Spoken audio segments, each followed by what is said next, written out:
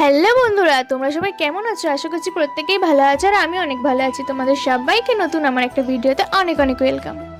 আমি যেখানে সেলাই শিখি সেখানে খবরের কাগজের ওপর ব্লাউজের কাটিং শেখাই। খবরের কাগজ যেহেতু অনেকটাই পাতলা আর নরম হয়, যার কারণে অনেক সময় ছিঁড়ে যাওয়ার ভয় থাকে। ওর জন্য আমি জামা কাপড়ের ভেতরে অনেক সময় একটু মোটা ধরনের কাগজ থাকে, সেই কাগজগুলো আমি জমিয়ে রেখে দিয়েছিলাম। ওইগুলোকে এখন আমি কাজে লাগিয়ে ব্লাউজে ডাইস বানিয়ে রেখে দিলাম, যাতে পরবর্তীতে আমার অনেক সুবিধা হয় এবং যাতে কাগজগুলো ছিঁড়ে না যায়।